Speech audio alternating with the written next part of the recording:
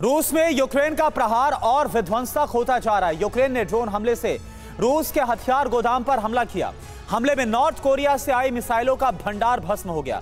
रूस के लिए चिंता बढ़ाने वाली बात यह है कि कुर्स्क में भीषण युद्ध के बीच यूक्रेन ने नई वार्निंग दी है। यूक्रेन के खुफिया प्रमुख ने कहा है कि युद्ध में अब नया दौर आने वाला है। इंटेलिजेंस प्रमुख किरिलो बुदानोव ने साफ कहा है कि जल्द ही एक बड़ा टर्निंग पॉइंट आएगा, यानी कि अब यूक्रेन और बड़े हमले कर सकता है। यूक्रेन के UEM जयपुर एक आदर्श लक्ष्य है। भावी छात्रों के लिए अच्छी नौकरी, भविष्य के लिए तैयार कौशल के साथ अच्छी शिक्षा। आत्मविश्वास और हौसले की वजह क्या है, आपको दिखाते हैं इस रिपोर्ट के जरिए।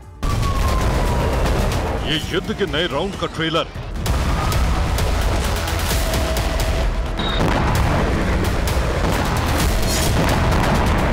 ये बदले यूक्रेन के युद्ध में धमाकेदार एंट्री।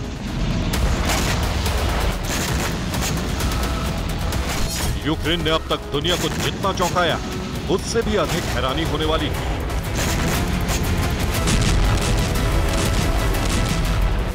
यूक्रेन ने मॉस्को और सेंट पीटर्सबर्ग तक हमला करके साबित कर दिया है कि रूस में अब विध्वंस की नई कहानी लिखी जाएगी।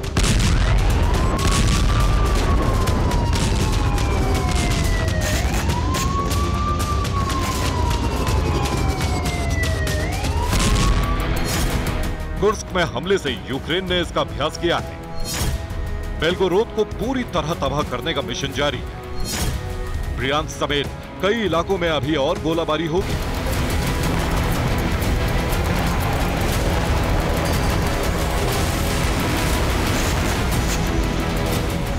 यूक्रेन में एक बहुत बड़ा बदलाव हो चुका है और आने वाले समय में यूक्रेन और अधिक बदलने वाला है।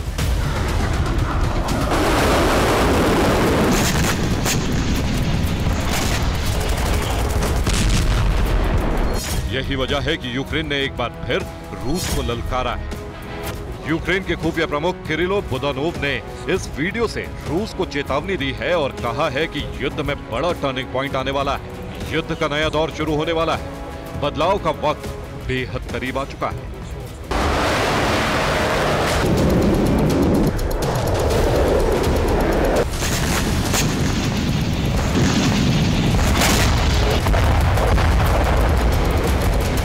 लंबी दूरी के घातक ड्रोन बनाने के बाद यूक्रेन ने एक और घातक हथियार तैयार किया है।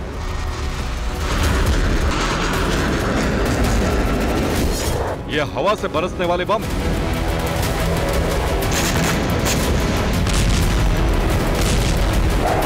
F-16 देने का भरोसा मिलने के बाद ही यूक्रेन ने इसके लिए नए बम बनाने का काम शुरू कर दिया था।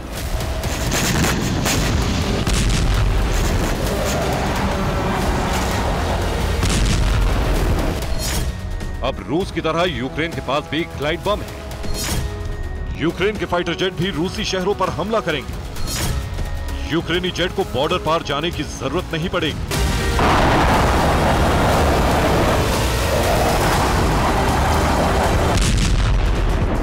यूक्रेन का नया बम खार्किव और कुर्स्क में कहर मचाने लगा है।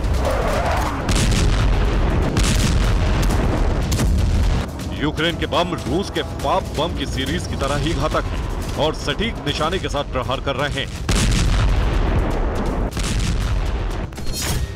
यूक्रेन ने ग्लाइड बम में रॉकेट बूस्टर लगाया है। बम को ग्लाइड पावर देने के लिए विंग्स लगाए हैं। खास बात तो यह है कि यूक्रेनी ग्लाइड बम की रेंज 65 किलोमीटर है।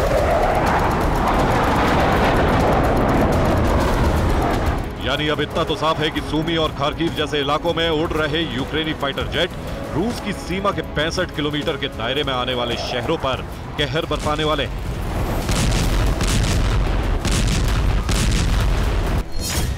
यूक्रेन ने फ्रांस के हैमर जैसा बम तैयार किया है।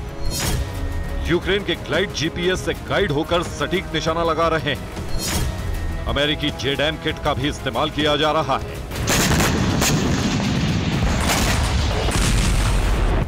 यूक्रेन के पास भले ही रूस की तरह ताकतवर फाइटर जेट और बॉम्बर नहीं, लेकिन अब रूस जैसा घातक बम है और ताबड़तोड़ प्रहार का सिलसिला शुरू होने वाला है। नाटो से भी घातक हथियारों की मांग की गई है। यूक्रेन रूस के उन बॉम्बर्स को नष्ट करना चाहता है जिससे यूक्रेन पर मिसाइलें दागी जा रही हैं। अब आपको वो हथियार दिखाते हैं जिसकी मांग नाटो से की जा रही है। यूक्रेन ने नाटो से टॉमहॉक मिसाइलों की मांग की है। मिसाइलें 1500 से 2500 किलोमीटर दूर तक प्रहार करने में सक्षम है। 900 किलोमीटर प्रति घंटे की रफ्तार से हमला करने वाली ये मिसाइल 450 किलो के वॉरहेड से धमाका करती है।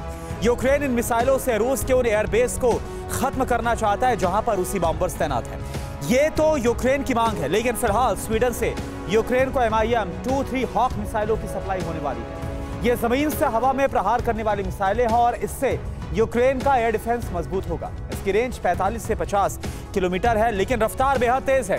ये रफ्तार 2950 किलोमीटर प्रति घंटे से हमला करने वाली मिसाइलें हैं। सॉलिड फ्यूल इंजन वाली मिसाइलों से एयरक्राफ्ट और दूसरी मिसाइलों को गिराया जा सकता है।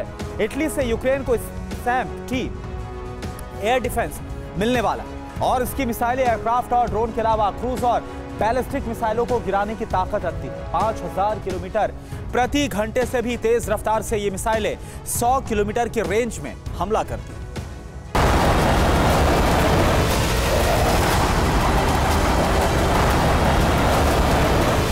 यूक्रेन अब रूस के भीतर ठीक वैसे ही हमले करने वाला है जैसा रूस अब तक करता रहा है।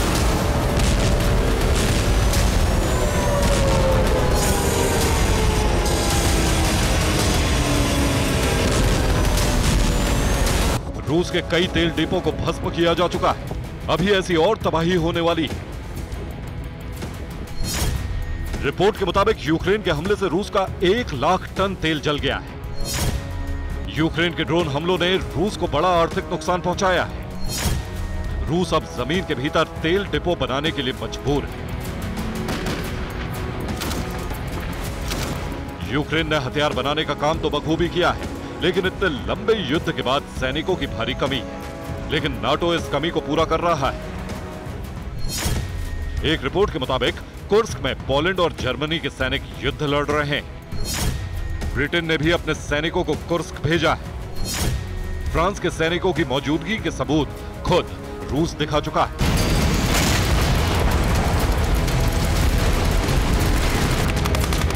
रिपोर्ट से जाहिर हो रहा है कि कुर्स्क में यूक्रेन अगर इतना कामयाब हुआ है तो इसके पीछे नाटो का बहुत बड़ा हाथ है। कुर्स्क में यूक्रेनी फौज का पुल नष्ट करने का अभियान जारी है। कुर्स्क में एक और पुल को ध्वस्त करने के बाद रूसी सेना की लाचारी और बढ़ गई। रूस को भले ही किम जोंग से मिसाइलों की बड़ी खेप मिली है, लेकिन यूक्रेन अब उस पूरे जखीरे को भस्म करने के मिशन पर। रूस के वोरोनिश में एक हथियार गोदाम पर यूक्रेन ने हमला किया और इसमें नॉर्थ कोरिया से आई मिसाइलें नष्ट हो गई। रिपोर्ट के मुताबिक गोदाम में नॉर्थ कोरिया की N-23 मिसाइलों को रखा गया था। N-23 मिसाइलों की रेंज 900 किलोमीटर है। हमले में नॉर्थ कोरिया की बैलिस्टिक मिसाइलें नष्ट हो गई।